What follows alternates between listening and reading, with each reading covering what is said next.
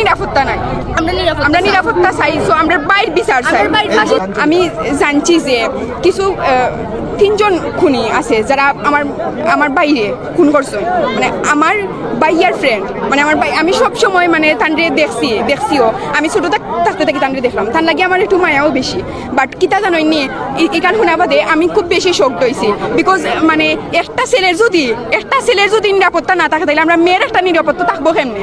আমরা যে স্কুলে আমরা কিভাবে আমরা সেফলি স্কুলে আইমু কিলা, বাড়ি যাইলাম যে আমরা সেফলি যাইমু কিলা, বাড়ি কিলা যাইমু, বাড়ির যে গিয়া পৌঁছিলাম যে এটার গ্যারান্টি আসেনি, কোনো গ্যারান্টি নাই।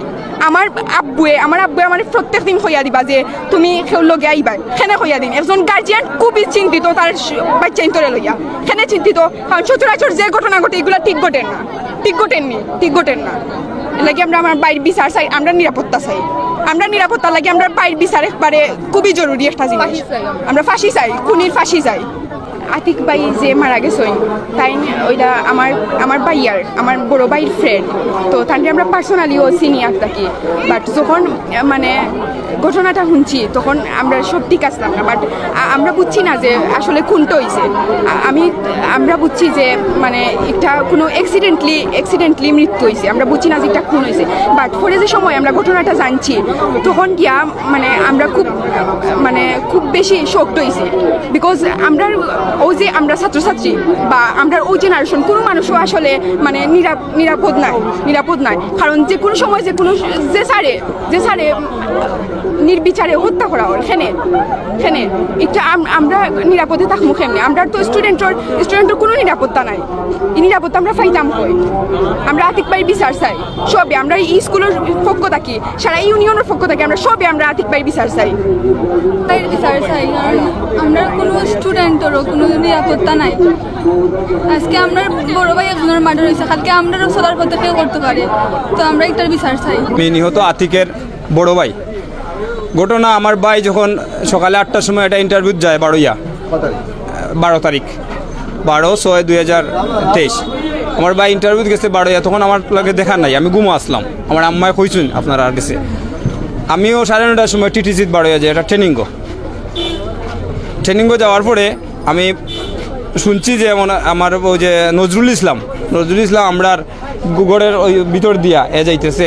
খুব খারাপ প্রকৃতির লোক, বখাটে না, তার চরিত্রও পালা নাই। যাইতেছে আমার ছোটো ভাই মতিউর রহমান তারা কইছে যে বুঝাইয়া যে ভাই এদিকে যাইও না, এটা তো আমরা গড়, এদিকে তুমি যাইও না, রাস্তা দিয়া তোমার যাও, এবার তো আমাদের তোমার কেউ রাস্তা না। এইটা নিয়ে পরিকল্পনা করিয়া বলিছে, তার ভিতরে খুব আড়াই দিছে। আড়াইয়া চাইছে যে মানে যারে পাইব তারে হত্যা করে লিব। তারা রাস্তাঘাটে পড়েছে। তো আমরা তো ভাই জানা নাই, আমরা সহজ সরল আমার ভাইটা সহজভাবে রাস্তা দিয়া তার কোনো চিন্তা মুক্তভাবে তারা পাইয়া আমার বাইরে নৃশংসভাবে তারা হত্যা করছে। বুকুর মধ্যে আপনার ছুরি দিয়া ফার মারিয়া, লাত মুরকর মারিয়া স্পট ওই আমার বাইরে হত্যা করা হয়েছে। আমি দেশবাসী সহ মাননীয় প্রধানমন্ত্রীর কাছে আমি এই হত্যাকাণ্ডের সাথে জড়িত সকলের আমি সর্বোচ্চ শাস্তি, ফাঁসি দাবি করছি। মাননীয় এমপি মহোদয় অবগত আছেন, ওনার কাছেও আমার জোর দাবি জানাচ্ছি যাতে হত্যাকারীরা যাতে কোনোভাবে পার না পায়। এই হত্যাকারীতে দ্রুত গ্রেফতার করে সর্বোচ্চ শাস্তি যাতে ফাঁসি হয়। এখন পর্যন্ত 3জন আসামি ধরা পড়ছে।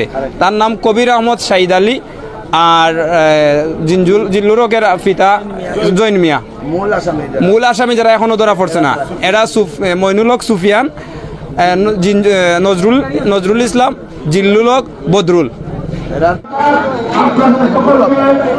আসলে আপনার ছেলে কোন সময় বাড়ি গেছিল আর কিতা আপনি বললাম? আমার ছেলে সকাল 8টার সময় বাড়িতে বাড়িয়ে গেছেন সিলেট ইন্টারভিউ দেওয়া। আমার ছেলে সফটওয়্যার ইঞ্জিনিয়ার শেষ করা হয়েছে। এখন তাই পরে বাড়ি আসার হতে আমার ছেলে সন্ত্রাসীরা রাস্তা তারা চাকু দিয়া খুন করেছে। আসলে আপনার ছেলে কোন সময় বাড়ি গেছিল আর কিতা আপনি বললাম? আমার ছেলে সকাল 8টার সময় বাড়িতে বাড়িয়ে গেছেন সিলেট ইন্টারভিউ দেওয়া। আমার ছেলে সফটওয়্যার ইঞ্জিনিয়ার শেষ করা হয়েছে। ঘুরে বাড়ি আসার হতে আমার ছেলেদের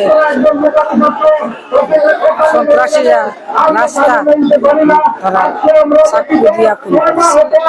এই আতিকুর রহমান ছেলেটি আমি 5 বছর তাকে লেখাপড়া করিয়েছি। সে এত ভদ্র এবং নম্র ছিল, সে 5-6 বছরের মধ্যে আমি তাকে কাউকে রাগ করে কথা বলতে দেখিনি। সেই ভদ্র ছেলেটি, সেই মেধাবী ছেলেটিকে যারা নির্মম ভাবে হত্যা করেছে, আমি তাদের বিচার চাই। আমি প্রশাসনের দৃষ্টি আকর্ষণ করছি, আমি তাদেরকে অবিলম্বে তাদেরকে গ্রেফতার করা হোক এবং বিচারের মুখোমুখি করা হোক, সেই দাবি আমি জানাচ্ছি। আসসালামু আলাইকুম ওয়া রাহমাতুল্লাহ। আমাদের সকলেরই উদ্দেশ্য এক এবং অভিন্ন। আমরা এই আতিক হত্যার বিচার চাই এবং দ্রুত আসামিদের গ্রেফতার চাই। আমার কষ্ট লাগছে, আতিকের মা আজকে এই মানববন্ধনে শরীক হয়ে কথা বলতে পারছেন না। তার ছেলেকে হত্যা করা হয়েছে, তার ছেলের হত্যাকারীদের গ্রেফতারের জন্য যে এখানে উপস্থিত হতে হবে, মানববন্ধনে শরীক হতে হবে তার পরিবার, এটা আমাদের জন্য অত্যন্ত লজ্জার, অত্যন্ত শরমের। প্রশাসনের জন্য এটা লজ্জার বিষয় বলে আমি মনে করি। আতিক শিশুকাল এই এলাকায় কাটিয়েছে।